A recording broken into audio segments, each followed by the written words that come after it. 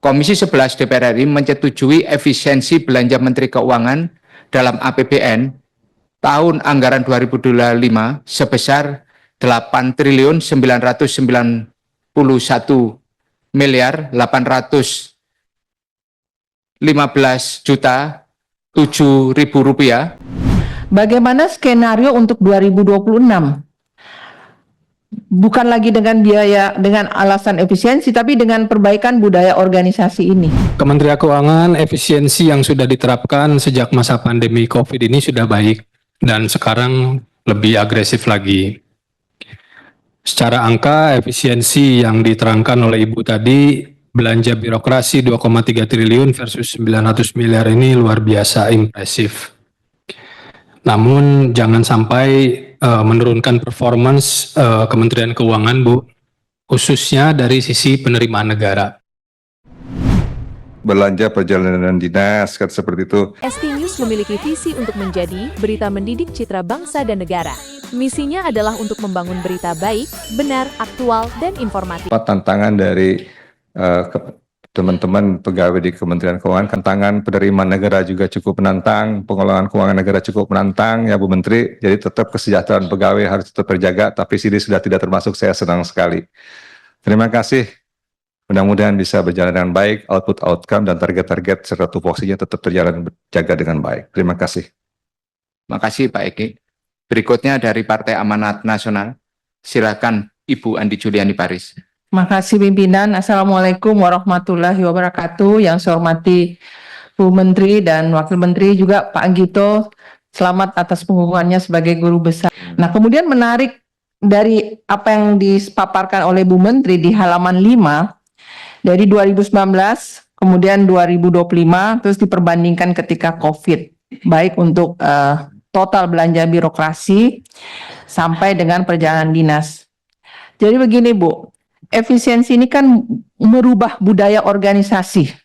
Jadi merubah budaya organisasi dari birokrasi yang selama ini dianggap tidak efisien, dan diharapkan budaya organisasi dari birokrasi ini menjadi efisien. Kira-kira seperti itu. Nah, tentunya kalau kita lihat di halaman 5, saya ingin bertanya Bu, bagaimana skenario untuk 2026? Bukan lagi dengan biaya dengan alasan efisiensi, tapi dengan perbaikan budaya organisasi ini. Jadi sebenarnya kan bisa, artinya perubahan budaya organisasi untuk skenario di 2026 menjadi lebih efisien dengan tidak mengurangi output atau kinerja atau performance dari seluruh lembaga.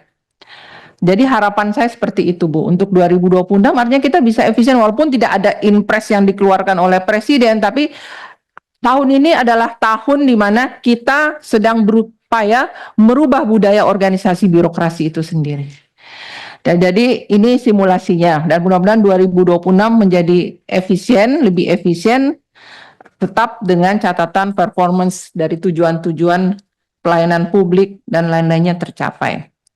Jadi mungkin perlu didiskusikan di Kementerian Keuangan nanti untuk skema di 2026 seperti apa untuk efisiensinya, tetapi dengan catatan tadi ini merubah budaya organisasi. Kedua, Bu, saya ingin dapat penjelasan bagaimana perhitungan efisiensi di masing-masing kementerian teknis.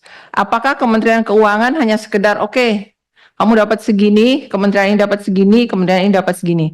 Ataukah ada hal-hal yang didiskusikan, memang betul terkait dengan Astacita, tapi ada berapa pelayanan publik yang dilakukan oleh kementerian, misalnya beasiswa, atau PKH, atau konversi gas nelayan, petani, nelayan dan petani, bantuan pasang baru listrik, listdes. Ini kan sebenarnya harusnya dihitung. 3 Bu, terkait dengan pengurangan atau penerimaan negara, kita harapkan lebih tinggi ya, target Pak Prabowo 8%. Nah, apakah strategi Kemenku agar efisiensi ini tidak menghambat khususnya untuk Direktorat Jenderal Pajak dan Direktorat Jenderal Bea Cukai dalam mencapai target penerimaan negara? Ini ada 2 Direktorat Jenderal ini yang perlu mendapatkan perhatian karena diberi target terkait juga dengan penerimaan negara. Dan tentunya diharapkan pengurangan pegawai ini juga atau pembatasan perjalanan dinas di dua Direktorat Jenderal itu di Bea Cukai dan Pajak diharapkan tetap optimal. Nah, apakah dengan pengurangan ini menjadi kurang optimal atau ada skenario sehingga penerimaan tetap bisa optimal? Demikian, wabillahi taufiq wa hidayah. Wassalamualaikum warahmatullahi wabarakatuh. Waalaikumsalam warahmatullahi wabarakatuh. Silakan selanjutnya dari Partai Demokrat. Fatih. Terima kasih Pak Ketua. Yang saya hormati Ketua Komisi 11 beserta pimpinan dan seluruh anggota, Ibu Menteri Keuangan beserta jajaran, ya birokrasi 2,3 triliun versus 900 miliar ini luar biasa impresif. Namun jangan sampai menurunkan performance Kementerian Keuangan, Bu, khususnya dari sisi penerimaan negara. Dan kami harapkan ke depannya pengelolaan organisasi yang efisien ini bisa menjadi budaya baru yang baik, sehingga anggaran dapat dipergunakan bagi hal lain yang dapat berdampak langsung ke masyarakat. Partai Demokrat setuju terkait dengan efisiensi 8 triliun 991 miliar sekian yang dimohonkan oleh Kementerian Keuangan. Demikian, terima kasih. Assalamualaikum warahmatullahi wabarakatuh. Dari anggota sudah cukup. Saya silakan Pak Hanif.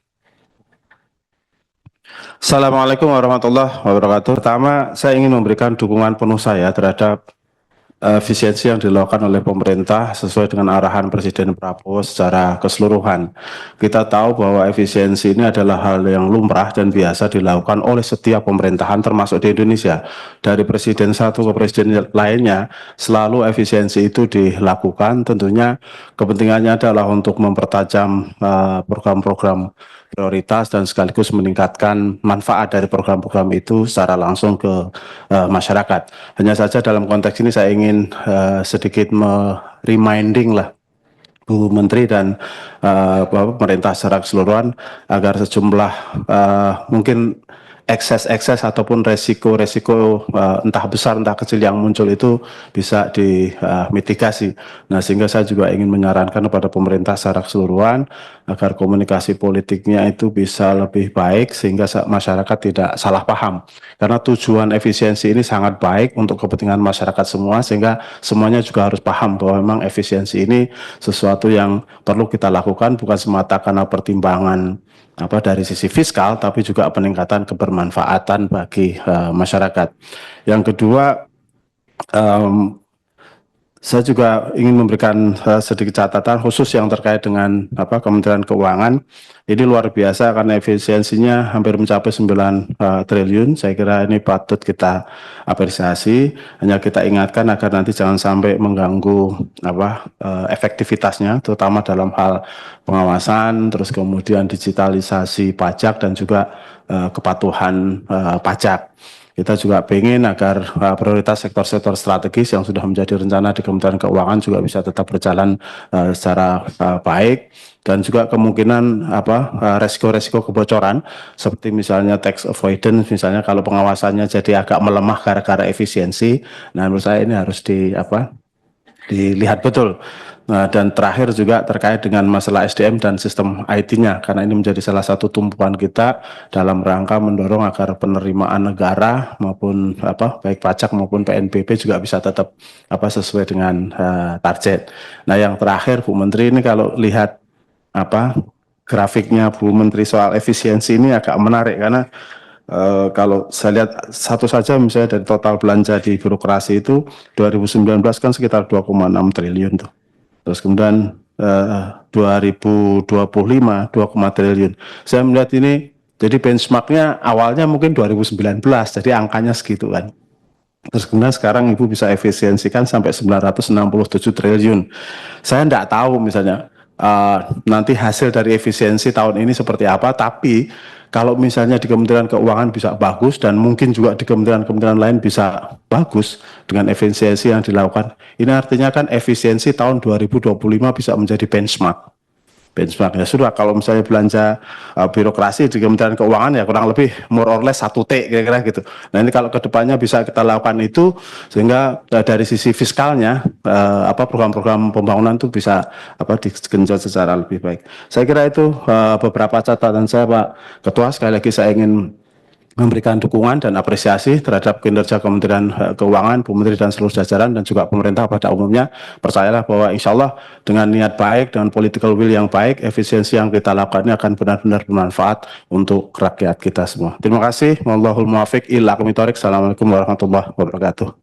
Ini ada permintaan khusus dari Pak Khalid, mau bicara singkat padat, jangan mengulang Pak ya.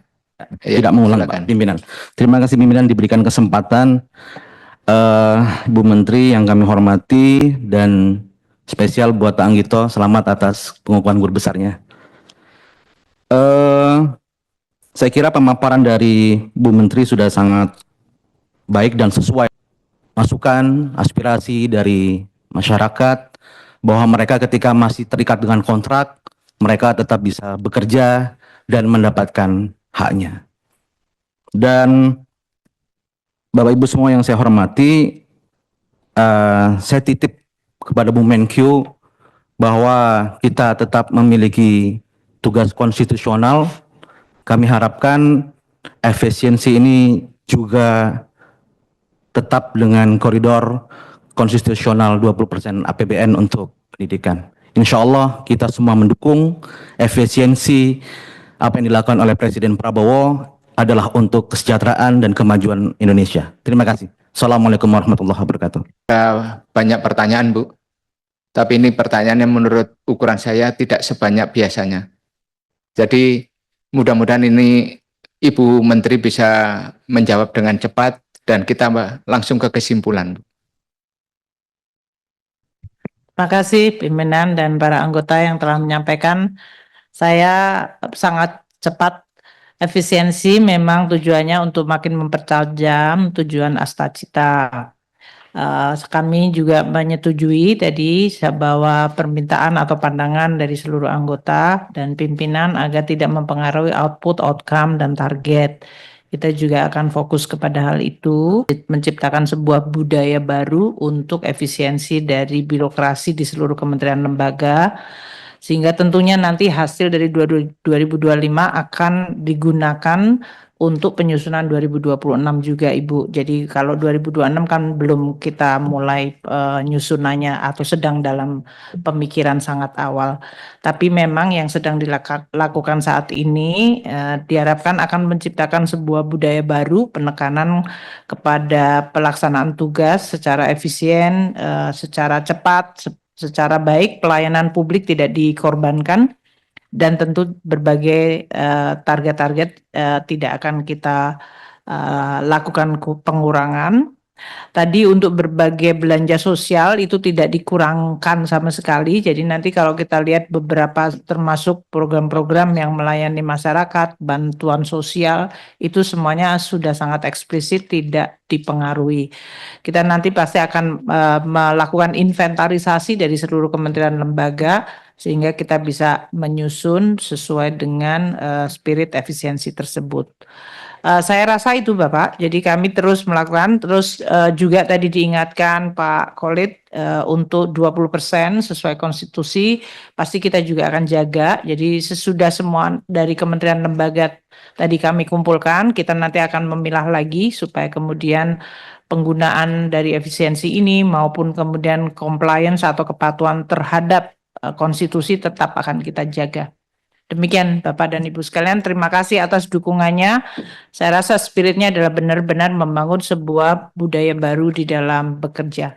Terima kasih. Assalamualaikum warahmatullahi wabarakatuh. Waalaikumsalam warahmatullahi wabarakatuh. ST News memiliki visi untuk menjadi berita mendidik citra bangsa dan negara. Misinya adalah untuk membangun berita baik, benar, aktual, dan informatif.